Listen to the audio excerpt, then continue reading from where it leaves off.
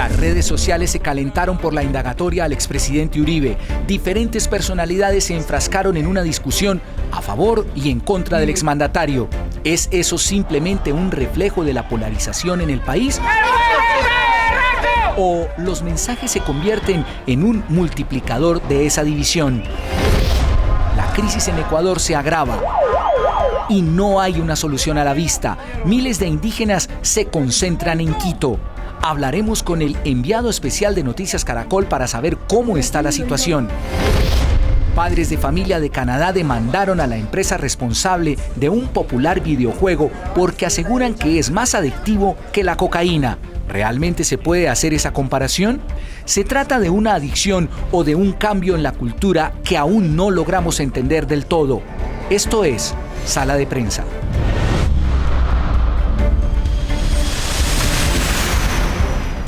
Y como siempre, aquí en Sala de Prensa de Noticias Caracol nos tomamos el tiempo para entender los hechos del día. Buenas noches, Ricardo. Hola, Germán, buenas noches. Sí, señor, y hoy queremos hablar de las figuras públicas que terminaron enfrentadas en Twitter por cuenta de la indagatoria que rindió el expresidente Álvaro Uribe ante la Corte Suprema de Justicia.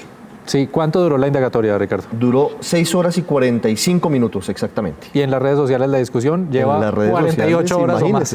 Desde antes de la indagatoria y hoy que ya estamos el día después, sigue el agarrón con unas palabras muy fuertes y con un cruce de mensajes entre unos y otros que realmente es increíble. Sí, señor, un trino del exfutbolista Faustino, el Tino Asprilla, fue el que encendió la polémica. Y en la discusión entraron artistas como Tostado, el senador Gustavo Petro, abogados como Abelardo de la Espriella, líderes sociales como Francia Márquez.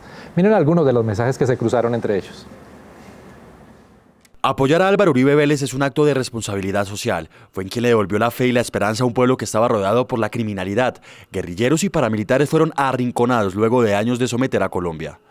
No jodas, Fausto. ¿Y todos los muertos que puso para hacerte creer a vos que había esperanza? ¿Esos inocentes qué? A este sí sería bueno demandarlo civilmente. Tiene alguna que otra cosita por responder. Irresponsable y calumniador. Ya veremos cómo sostiene sus infamias, señor. Faustino, uno de los movimientos que más discriminación ha producido en el pueblo afrocolombiano, después de los esclavistas, es el uribismo.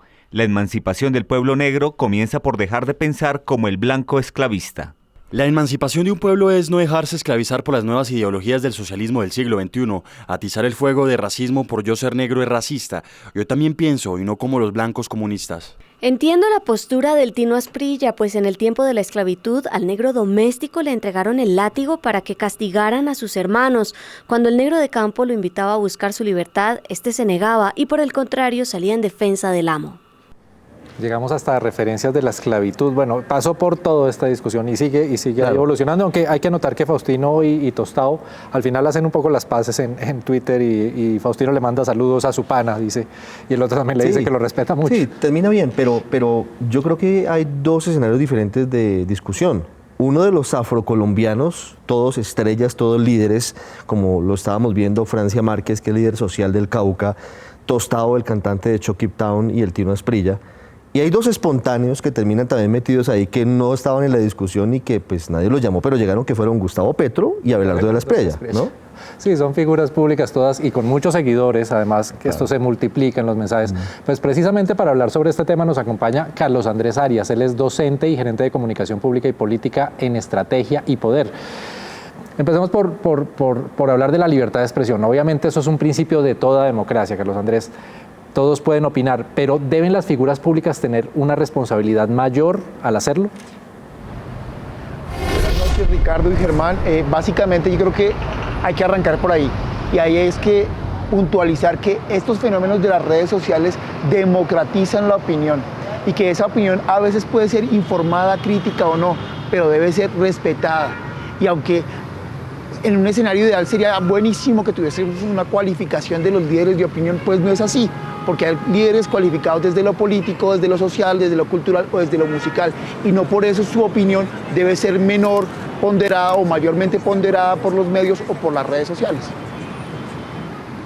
Sí, Carlos Andrés, por supuesto que estas opiniones que estábamos leyendo en Twitter de Gustavo Petro, del Tino Asprilla, de Tostado, de Chucky Town y de Francia Márquez, pues reflejan lo que hoy es Colombia, que es un gigantesco tinglado, un escenario absolutamente polarizado, Pero la pregunta es, ¿esto no es aún más como un multiplicador de esa polarización? Mire, yo creo que ahí está el segundo aspecto que hay que puntualizar o hay que señalar. Y entonces, uno, sí, es democrático que todos participen independientemente de su cualificación sobre los temas. Y dos, es lo que usted está señalando. Y es que sí puede generar aún más divergencia de opiniones y aumentar la polarización.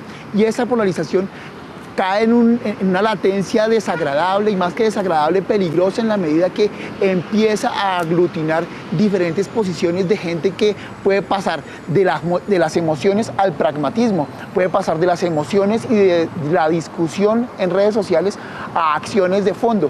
Y aunque puede sonar exagerado, ustedes al principio en los titulares mencionaban lo que está pasando en Ecuador. Y ahí es cuando los líderes de opinión, independientemente que estén cualificados políticamente o no, deben ser muy cuidadosos con lo que están diciendo, porque las emociones están muy bien en el escenario de las redes sociales, que es un escenario digital abstracto, pero cuando esas emociones no son bien catalizadas, seguramente pueden llegar a un plano de acciones puntuales entre las personas, es decir, pueden llegar incluso hasta agresiones de esos seguidores de las personas que están opinando en las redes sociales. Otro punto, Carlos Andrés, es que hay un dicho que reza que es mejor no cazar una pelea que no se va a ganar. ¿No es eso lo que nos pasa siempre en estas discusiones? Es decir, quienes defienden a Uribe, en este caso, no van a cambiar de opinión por lo que digan otros en Twitter. ¿Por qué enfrascarse en una discusión sin fin? ¿Qué vamos a ganar como país en eso? Mire, hay dos cosas importantes en lo que usted acaba de decir. Uno es que en psicología social y en psicología política, para hacerlo muy claro, es muy difícil convencer a aquellas personas que están aferrados a una idea. Es decir, cuando usted tiene un grado de ideología política o un grado de conocimiento sobre un aspecto puntual sobre la política, ya que sea razonado o emocionalmente exacerbado, entrar a convencerlo es básicamente gastar el tiempo, perder el tiempo. Es decir, no se va a lograr convencer a una persona que toda la vida ha creído que Álvaro Uribe Vélez es el Mesías y el Salvador de la democracia y el Salvador de Colombia. Y por otro lado, va a ser muy difícil convencer a los seguidores de Gustavo Petro o personas cercanas a Gustavo Petro de que Gustavo Petro no representa el nuevo renacer y un nuevo líder político que puede llegar de una u otra forma a democratizar los escenarios que el establecimiento ha copado en los últimos 8 o 12 años. Sí, Carlos, pero de alguna manera la realidad puede mirarse desde dos ópticas distintas. Por un lado, quienes tienen redes sociales o quienes viven en el mundo de Twitter, de Facebook sobre todo, y la otra que podemos decir puede ser el mundo real. ¿Qué tan fuerte es el impacto de opiniones como estas, teniendo en cuenta que, claro, que están en redes sociales, pero qué tanto tocan a la masa, a la gente en general? Mire, dos digresiones al respecto. La primera, Twitter tiene un universo de más o menos unos, dicen los datos, que puede llegar a incluso hasta 5 o 7 millones de usuarios en el país, pero que activos son más o menos 3 millones. Esos 3 millones están en las capitales de departamento. Entonces, el universo de Twitter sí efectivamente es muy pequeño, pero el problema no está que discutan en Twitter y que, digamos, los medios de comunicación tengan que hacer el registro obligatorio de este tipo de situaciones, dadas las características de los actores que están comprometidos allí. Lo verdaderamente complejo es que esto vaya en masa y se multiplique, como usted lo señalaba hace un rato. Mire, lo que está sucediendo en Ecuador es prueba de ello. Los twitters que está lanzando en este momento Correa hacia la masa exacerbada, llena de emociones, que ha estado polarizada por las diferentes posiciones que se han vendido en los medios de comunicación y en las redes sociales, pueden llegar a delitos, pueden llegar a desmanes de la fuerza pública o de los mismos manifestantes. Nosotros en Bogotá ya lo vivimos hace una semana con las manifestaciones de los estudiantes, en las cuales muchos se infiltraron, y muchas de esas manifestaciones estaban exacerbadas por líderes políticos que incluso en algún momento estuvieron en las marchas o tuiteaban desde las marchas. Entonces yo creo que lo más complejo de esto no es el debate en redes sociales, que sigan debatiendo, que sigan discutiendo. Lo verdaderamente peligroso es que ese debate se traslade a hechos fácticos, y no estamos lejos de ello. Algunos podrán pensar que estoy exagerando, pero no. Ya está demostrado en otras latitudes, como la primavera árabe en su momento, que lo que está pasando en las redes sociales llega a trasladarse rápidamente en el escenario real. Y aquí hay que entender una cosa puntual, y con esa me despido, y es que la Agora, la plaza pública, se ha venido desplazando a las redes sociales. pero esa conexión entre las redes sociales y lo que pasa en la plaza pública, lo que pasa en las calles, cada vez es más latente, es más vigente. Por eso la llamada de algunos líderes políticos a que salgan a manifestarse a la calle cada vez es más recibida. Hay muchos documentos y muchos estudios, incluso investigaciones ya colombianas, que registran cómo las movilizaciones sociales están partiendo de las redes sociales y llegan a las calles, y ahí es donde, si no están bien manejadas por esos líderes políticos, se pueden exacerbar. Y creo que, no sé si esta la tiene en sus preguntas, pero creo que el mejor ejemplo de cómo equilibrar y despolarizar esto es lo que hizo Tostado con Faustino, que ustedes decían hace un rato. Y esa estatura política y esa estatura en el nivel de la argumentación y en entender que el otro también tiene posiciones diferentes a las mías y que no por eso es malo o es bueno, es la que deberían tener los líderes políticos. Ese saludo entre Faustino y Tostado es el que debería ser ejemplo para Gustavo Petro, Álvaro Uribe Vélez, Juan Manuel Santos, en fin. Muchas gracias, profesor Carlos Andrés Arias.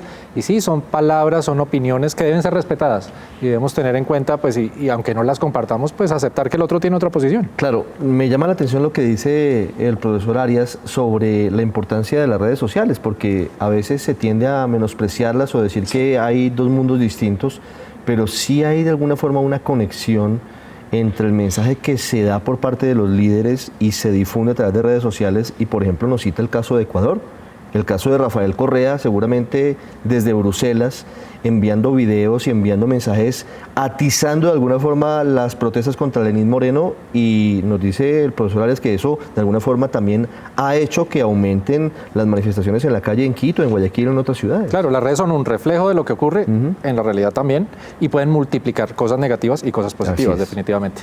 Bueno, Ricardo, hacemos una pequeña pausa, pero ya regresamos y hablaremos con nuestro enviado especial precisamente a Ecuador para hablar de la crisis en ese país.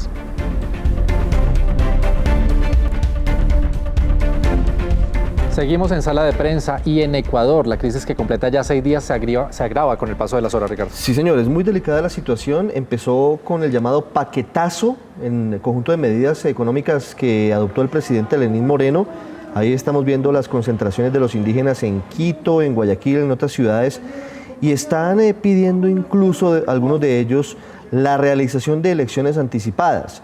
Ese es uno de los elementos más importantes del paquete de peticiones que han hecho los indígenas, y de alguna manera también se ha sumado a ellos el expresidente Rafael Correa, que sí pareciera ser uno de los que está de alguna forma instigando a quienes pretenden de alguna manera sacar del Palacio de Carondelet, de la sede presidencial, a Lenín Moreno, que fíjese cómo es la vida, fue el candidato de Correa, fue la hechura de su gobierno para reemplazarlo en la presidencia de Ecuador. Sí, pero mire lo que refleja en las calles, lo que piensan los indígenas, que son los que lideran estas protestas. Esto dijeron algunos de sus líderes. Compañeras y compañeros, vamos a ser respetuosos con nuestros dirigentes. La consigna es del gobierno nacional debe derogar, en este caso el decreto 883, y uno de los puntos álgidos es el tema de quitar el subsidio que incrementa el precio a los combustibles y el tema de la flexibilización laboral. Combustibles, flexibilización laboral, realmente el trasfondo de todo esto es económico. Las medidas de Lenín Moreno son las que generan esta reacción de los indígenas de Ecuador en principio. Noticias Caracol y Blue Radio tienen un reportero en Quito, Carlos Barragán, está allí. Carlos, ¿cómo están las cosas hoy en la capital ecuatoriana? Estaban muy difíciles ayer, ¿cómo está hoy el ambiente? Hola, ¿qué tal, Germán? Ricardo, muy buenas tardes. Pues la situación es difícil en el centro histórico de la capital de Ecuador, en donde se han presentado ya graves disturbios, enfrentamientos entre algunos manifestantes indígenas, entre personas que viven aquí en Quito, Ecuador, y la fuerza pública. Las manifestaciones salieron de aquí, del sitio donde me encuentro, el Parque El Arbolito, pero en total calma. Pero obviamente se están presentando algunos disturbios, enfrentamientos directos con la fuerza pública para que estos manifestantes no lleguen hasta la Plaza Mayor o al Palacio de Carondelet. Ya son 7 días los que completa esta marcha y esta protesta indígena que busca derogar un decreto que emitió el presidente Lenín Moreno en el sentido de acabar con los subsidios al combustible y afectando directamente el diésel y por supuesto la gasolina. Los indígenas dicen que sus productos se han elevado casi en un 123% a raíz de esta medida. Tensión, si se quiere, es la palabra adecuada para nombrar lo que está sucediendo en Quito, en donde Es la sede de gobierno, pero el gobierno en ese momento está despachando en Guayaquil. Carlos, y precisamente usted y nuestro camarógrafo tuvieron problemas ayer con esa tensión de la que usted habla, porque algunos manifestantes no querían que se cubrieran las protestas. ¿Qué les decían ellos? El malestar básicamente, Ricardo Germán, es con la prensa nacional. Señalan los manifestantes, concretamente los indígenas, que no se ha cubierto de una manera ejemplar esta manifestación de protesta. Los acusan de hacer parte del gobierno nacional, de estar de parte de Lenín Moreno, y en consecuencia ven al periodista no como una persona que pueda informar o revelar los detalles de lo que está sucediendo aquí en Quito, sino como una persona que está tratando de distorsionar la realidad. Cuando ellos ven nuestro logo, cuando ellos ven que somos de Noticias Caracol o que pertenecemos a la prensa internacional, pues el tratamiento es distinto. Aquí, digámoslo claramente, hemos aprovechado el acento nuestro, que es bien distinto al ecuatoriano, y eso hace que prácticamente ellos entren rápidamente en un cambio de actitud. Nos piden, eso sí, que contemos lo que está sucediendo. Lo que para ellos es la verdad de lo que está pasando ahora mismo en Ecuador, un país absolutamente paralizado, a excepción de lo que sucede en Guayaquil, en donde algunas empresas, algunos banqueros y comercios se han podido mover, pero en la mayoría de las 22 provincias de Ecuador la parálisis es total. Sí. Carlos, ¿qué dice el voz a voz, la gente en la calle en Quito, qué comenta? Y sobre todo el tema de fondo es, ¿qué va a pasar con el presidente Lenín Moreno? Porque es algo que en últimas va a afectar la geopolítica de América Latina, incluso el apoyo de Nicolás Maduro o la presión que haya contra su gobierno. Cuando uno ve la localización del Palacio de Carondelet, el Palacio de Gobierno, en el centro histórico de Quito, y se da cuenta que esto prácticamente queda en un embudo, pues uno entiende por qué el presidente Lenín Moreno y sus ministros decidieron salir de esa zona, pero para irse a Guayaquil. Desde allí están despachando, ejerciendo el poder ejecutivo, pero lo cierto es que en Quito y en Ecuador, en esta zona de Ecuador, la verdad es bien distinta. Yo creo que el presidente Moreno va a tener que directamente sentarse con los indígenas y acordar qué va a pasar con ese decreto. Hay algunos sectores incluso que le apuestan a que esa derogación se dé, y que el incremento de los combustibles se pueda dar, pero de una manera gradual, a 5, a 6, incluso a 10 años, pero no de un solo totazo como lo recibieron los propios indígenas y la comunidad entera en Ecuador. La posibilidad de que el presidente Lenín Moreno se vaya del poder, pues dependerá de lo que pase en el tiempo. Pero los indígenas y la comunidad ecuatoriana que está llegando a Quito, está llegando para no quedarse por 1, 2 o 3 días. Se habla incluso de una renovación de personal en un par de semanas. Ya se dice también que aquí hay más de 60.000 indígenas que, sumados a los habitantes de Quito, pues formarían una protesta, una manifestación bien grande. La situación no es fácil para Lenín Moreno, no es fácil para su gobierno, porque la presión que se está ejerciendo en el centro del país, en la capital de Ecuador, es bien grande. Gracias, Carlos, y vamos a seguir muy atentos a sus reportes desde Ecuador. Hoy se dijo, incluso nuestros colegas de Coavisa nos contaron que durante unas horas se pensó que Lenín Moreno había ido a Quito y estuvo en Quito, pero pues no se supo nada más, y de nuevo está en Guayaquil porque él se trasladó, su sede de gobierno la trasladó a Guayaquil. Las protestas fuertes están en Quito y él con el gobierno en Guayaquil, o sea, son dos países en este momento también un poco ahí. Sí. Ecuador tuvo una época de relativa tranquilidad política durante los 2 últimos gobiernos, tal vez el gobierno de Rafael Correa, que fue el anterior, que fue un gobierno largo, y ahora el gobierno de Lenín Moreno, pero recuerde que durante varios años la inestabilidad política era pan de cada día prácticamente por la fuerza de las comunidades indígenas en Ecuador. Sí, señor, hablamos de eso ayer precisamente, de esa inestabilidad. Estaba haciendo la lista y pues son muchos, Abdalá Bucaram, Yamil Mawad y otros presidentes que tuvieron que salir por la presión de las manifestaciones como las que hoy estamos viendo. Sí, este presidente se ha logrado mantener durante una semana. Vamos a ver qué pasa, si logra llegar a un acuerdo o termina con la misma suerte de sus antecesores. Sí. Y hacemos una nueva pausa, Ricardo, pero ya regresamos para hablar de una particular demanda contra un videojuego.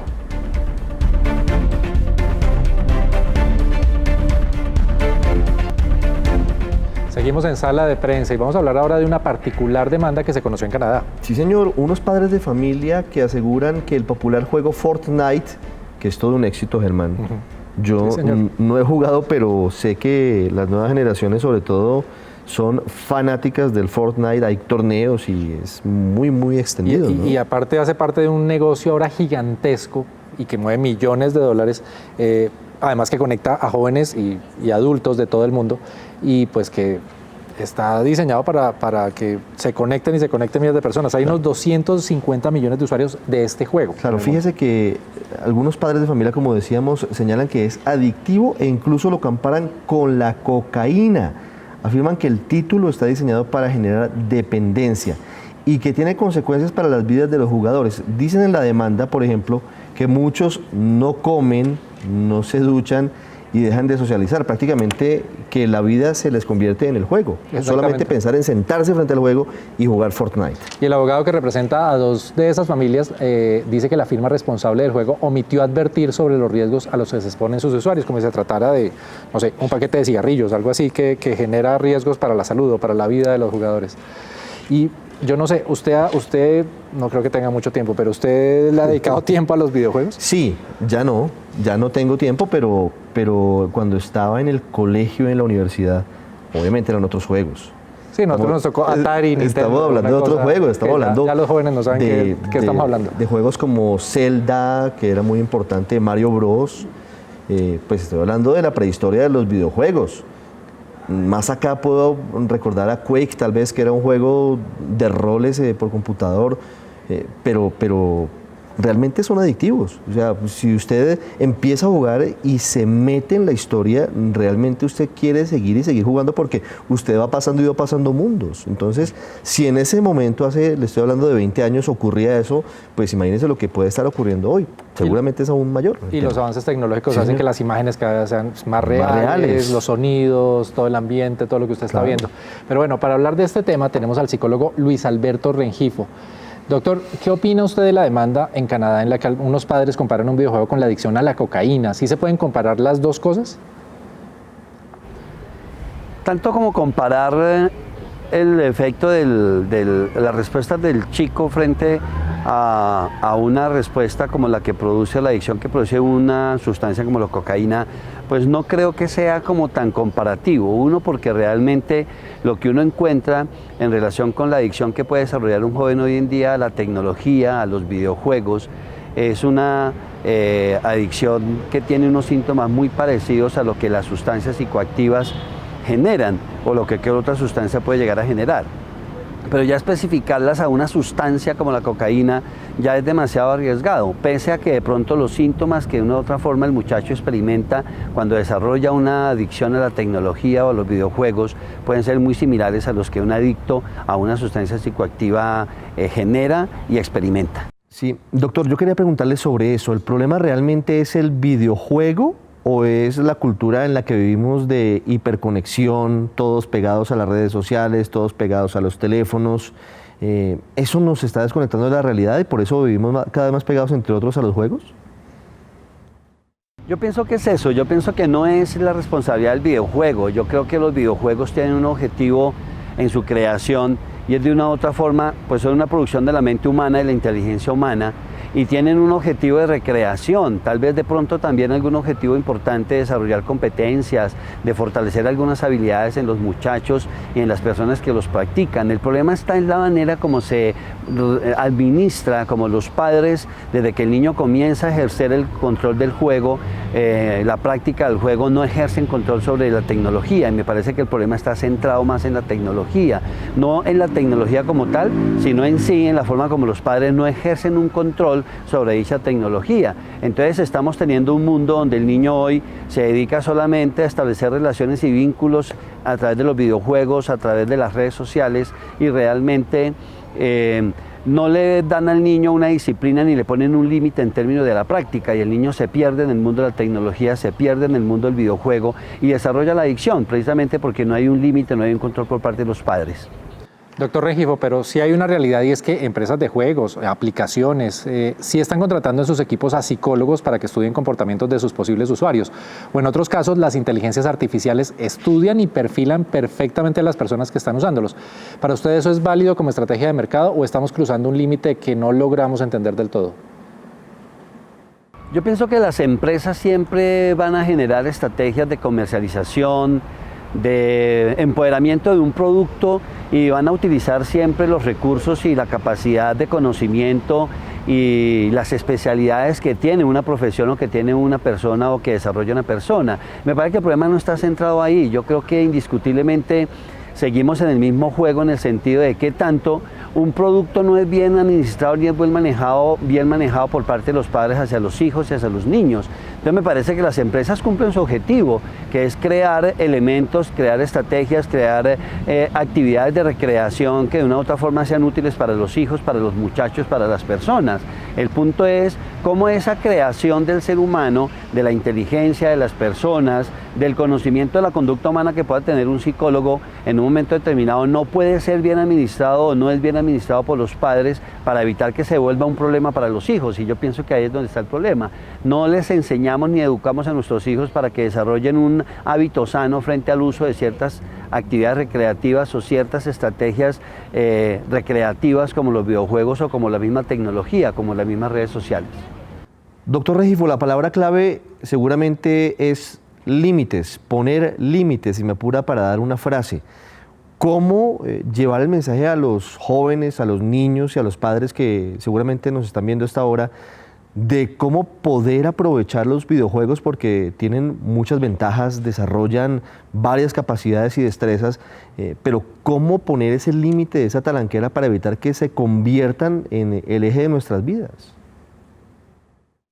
Yo generalmente les recomiendo mucho a los padres, no solamente para la tecnología ni para la recreación, que es importante que cuando el niño empiece a tener acceso a las redes sociales tenga una edad suficiente, pero también para su uso, pero también tenga unas normas y unas reglas de uso, de disciplina.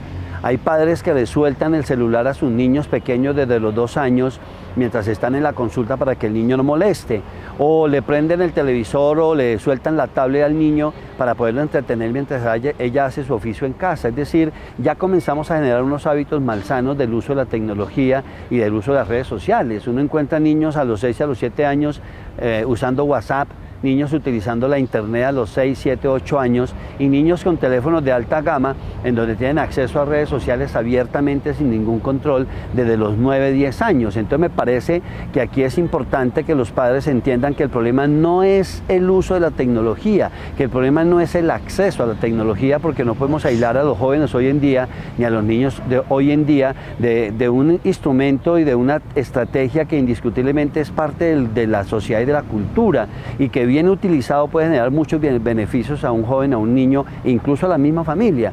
Es la manera como el padre no administra adecuadamente dicha tecnología, dichas estrategias, dichos instrumentos, dichas herramientas y no le permite al niño darse cuenta que eso no es para sentarse todo un día, 5, 6, 7, 8 horas, a veces muchachos que pasan de largo en la noche por tener acceso a ella, porque no hay un control y no hay una vigilancia estricta por parte de los padres de este tipo de estrategia. Entonces me parece que el mensaje a los padres sí es poder establecer normas, límites y controles al uso de este tipo de estrategias y de beneficios que tiene hoy en día la sociedad y los jóvenes especialmente.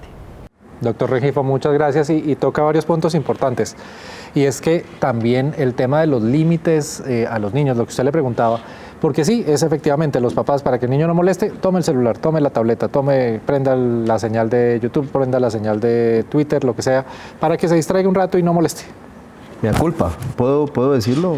A veces sí, ocurre, sí, claro. Mi hijo tiene 20 meses y a veces se incurre en esa fallida situación, y es que el niño está llorando y entonces se puede llegar a pensar que la mejor manera de tranquilizarlo es ponerle el teléfono con sus dibujos animados favoritos y el niño se tranquiliza. Bueno, pero hay contenidos de contenidos, sí, y hay formas de llegar a la tecnología. Lo que él dice, la tecnología se puede usar para bien también. Pero no puede reemplazar permanentemente a los padres, porque eso es lo que se ve a veces. Y es que en los restaurantes usted ve que los papás están felices compartiendo con amigos o con la familia, y los niños están al otro lado con sus tabletas pegados así encima del muñeco, de lo que sea. Entonces la palabra clave yo creo que son límites, hermano. Y cuando crecen, los papás les reclaman porque dicen, ya no comparte con nosotros, pero es que ellos no compartieron con los niños. Así es, el ejemplo empezó en casa. Sí, señor. Y así se formaron. Sí, señor. Así llegamos al final de Sala de Prensa, Ricardo. Bueno, Germán, muchas gracias. Volveremos mañana con más aquí en Sala de Prensa Noticias Caracol. Feliz noche para todos.